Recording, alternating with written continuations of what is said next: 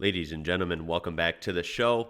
American Reacts. We are looking at why Starbucks failed in Australia.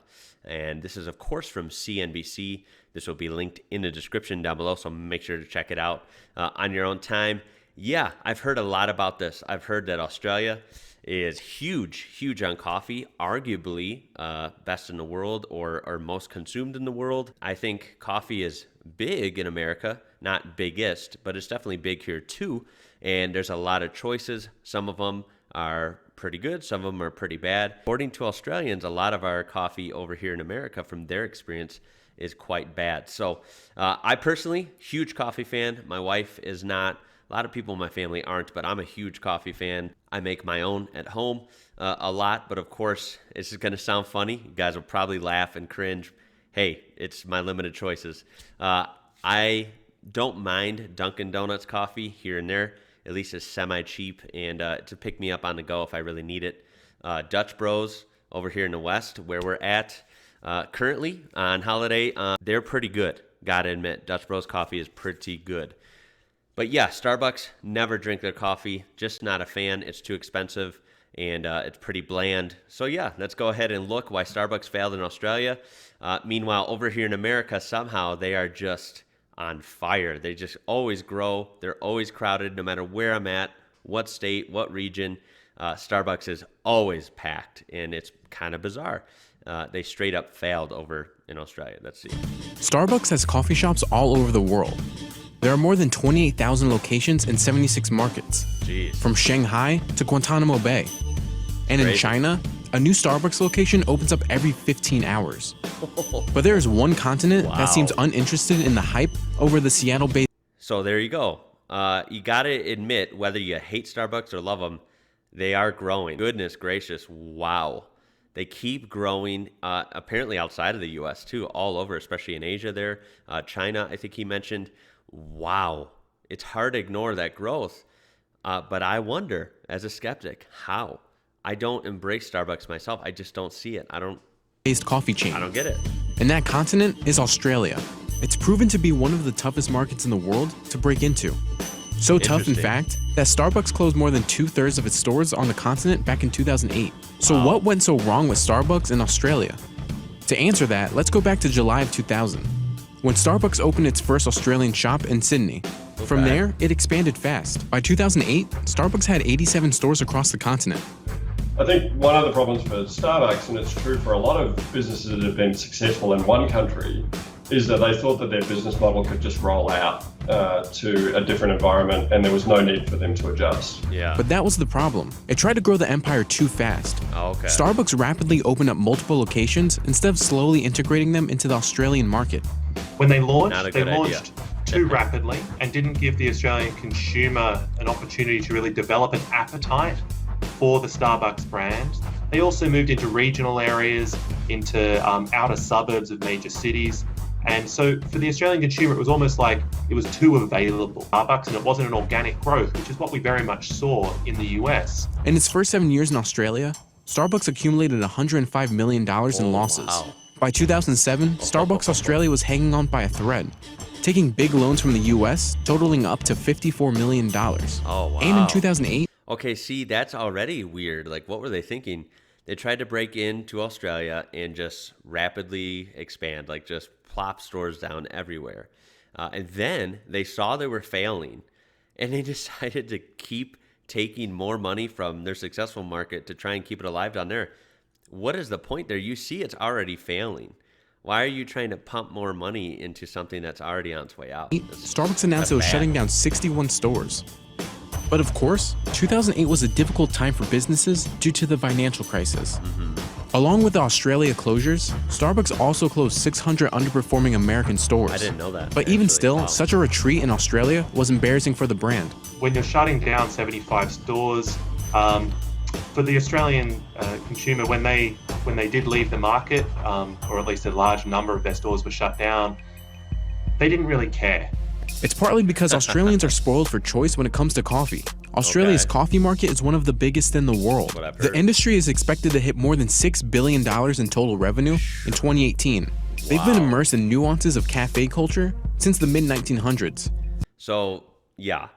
The rumors are true. Australia is big on coffee. And I tell you what, I don't know how we can get it to happen, but in the future, I would love to do some side-by-side tests of, a couple variations of like American available coffee versus Australian coffee. That would be really cool to see, really cool to try because, hey, that's a lot of hype. And I mostly believe it. I'm sure Australia has some amazing coffee. I don't doubt for a second it's better per capita coffee from a bunch of places there than it is here in America. But man, when you hear that much hype, you want to try it, right? Like, what is all this hype about? Is it that good? Wow. When Italian and Greek immigrants began traveling to the country, the immigrants introduced Australians to espresso. By the 1980s, Australians were fully engulfed in cafe culture. They've also grown accustomed to specialty menu items, like a flat white or an Australian macchiato. Nice. So cafes in Australia were born out of like the Italian culture of, meeting a friend and knowing your local barista and it being kind of like a local meeting place where everyone knew each other. And that coffee was just a part of that. And then Starbucks came in with what is more of an American style, like coffee culture, which is essentially just like coffee is a product, coffee is a commodity, coffee is like perk me up in the morning. It's caffeination. Starbucks had a basic menu. See, that's interesting too. I didn't even think of that till right now. It sounds like coffee is a different sort of lifestyle in Australia. So coffee's an event. You go, you meet people, you know your barista. You go and you maybe have a weekly event, a daily event where you are there and you have your coffee your way and you enjoy it. You sit there and you enjoy it. Maybe you work on the computer. Maybe you talk to your friends. Here in America, of course, people do that. There are cafes where people go, have their coffee and stay there and have a meeting or work or whatever have you. But I would argue it is less common. More so here is coffee on the go. Everything in the U.S. you always hear, and it is pretty true, is on the go. Everyone's always in a hurry here, trying to get a million things done, be in a million places at once throughout the day. So they need their coffee, but they can't waste time with their coffee. So they get their coffee and they have it on the go. They're walking in New York or Chicago. They're driving wherever in a big city, and they have their coffee in their cup holder. It is not... they don't have time to enjoy their coffee. Menu and offered more sugary drinks, which most Australians didn't like. In Australia, I don't go for those either. Like I keep my coffee pretty simple. So we don't really want a coffee that's hundreds of ounces with lots of sugar in it. We want something a bit more sophisticated. Plus, Starbucks charged more than local cafes. Oh yeah. So Australians instead opted to pay less for coffee they liked from a local barista they trusted. And so when you come in with this big like, hey, we're going to open all these cafes and they're all going to be to-go focused. It just was the complete wrong market for what the Australian was used to. But there's one American coffee company that's thriving in Australia. Really? Founded in Chicago and now based in Australia, okay. Gloria Jeans got the traction. Shout out to hometown Chicago. Let's hear what he says here. And now based in Australia, Gloria Jeans got the traction in Australia that Starbucks couldn't. Gloria Jeans has more than 400 Australian locations and serves more than 35 million consumers in Australia each year. Cool. So what is Gloria Jeans doing in Australia that Starbucks isn't? Well, the company attributes its success to two Australians who franchised the business in their home country. Shops started to show up in Australia in 1996. Fast forward to today, the company has a presence in every Australian state. Wow. The reason? Its menu. The chain offers a wide variety of espresso drinks and specialty coffee. Okay. Failing to adapt its menu to Australians' coffee culture proved to be a mistake for Starbucks. And the company faces another challenge later this year: Italy. Starbucks is opening its first store in Milan in late 2018. Home of the espresso, Italy is rich in cafe culture. That's gonna be a tough but according to market, Starbucks, it's not going to make the same mistakes that it did in Australia. Okay, the company we'll said see. that it would develop in Italy with humility and respect for its coffee culture. It announced it would be opening a roastery, which is not your average cafe. It gives customers a chance to see coffee beans roasted and processed before their eyes. So there's a chance that it won't struggle like it did in Australia. So they to be fair, they are taking a different approach, but that is going to be hard. The different approach is needed. That's their only chance at this. But breaking into Italy with a way rich history as well into coffee and espresso, that's going to be tough because think of how many local legendary places there are already people are used to. And then to think of, hey, let's change up and go to American Starbucks. That's going to be tough. But Starbucks isn't admitting defeat in Australia either. Really? Starbucks is staging a comeback on the continent. In 2014, Starbucks locations in Australia were purchased by the Mount Waverley-based Withers Group. Starbucks told CNBC that since its sale to the Withers Group, the company learned a lot. So this time, it's taken a different approach to putting Starbucks on the continent. So if you just think about Australia as a big tourism destination, there's a lot of US and Chinese tourists. Starbucks have been very successful in China, and it makes a lot of sense for them to build out because there are people looking for something that's familiar to them. Now with 39 locations in Brisbane, Melbourne, the Gold Coast, and Sydney areas, this time it's not looking to appeal to Australians. But instead, the coffee giant hopes to be a familiar face for tourists visiting popular vacation destinations in Australia. Australia's always... Now, that sounds odd. That sounds odd to me. I mean, I get tourism is big in Australia. Why wouldn't it be? It's a beautiful, awesome place. But having a business there just for a familiar face, you know, first of all, you're going to have half the tourists don't want a familiar face. They want to embrace the local culture, the local amenities that they don't have where they came from. So that wipes out half of them.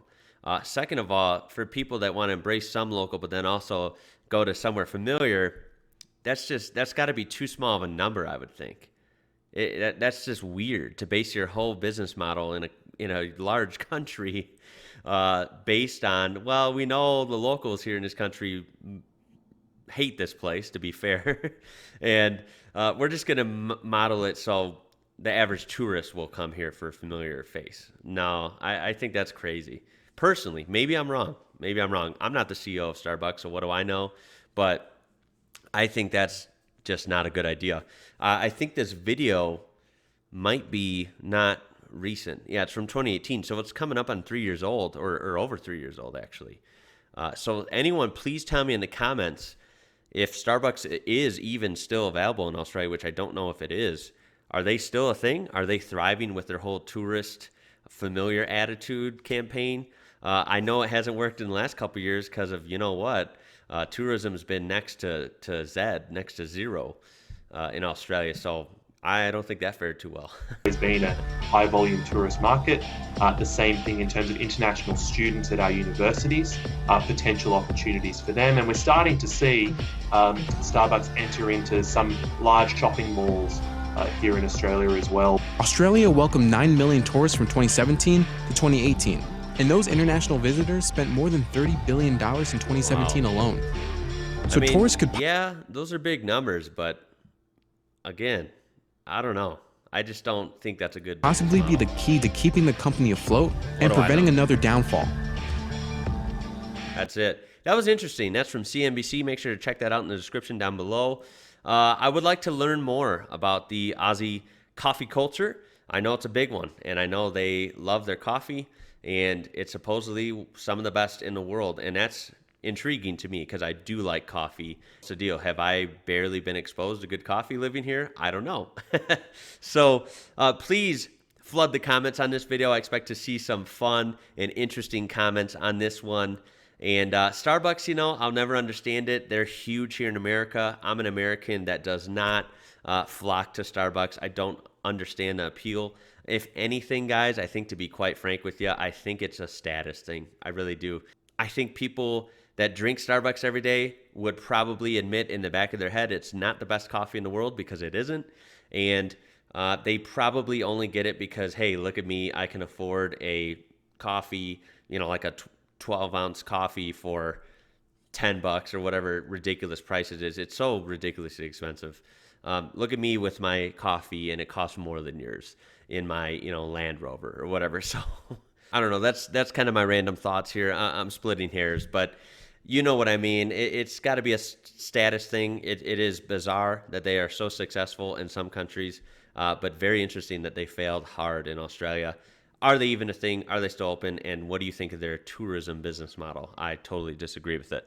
I think they should just pull out altogether. Leave a like on there if you learned something and enjoyed that. That was really fun. Subscribe for more stuff like this. I post almost every day. Of course, check that description for this original video from CNBC and other ways you can support my channel. My name is Ian. You're watching IWrocker. Until next time, guys. I'll catch you later.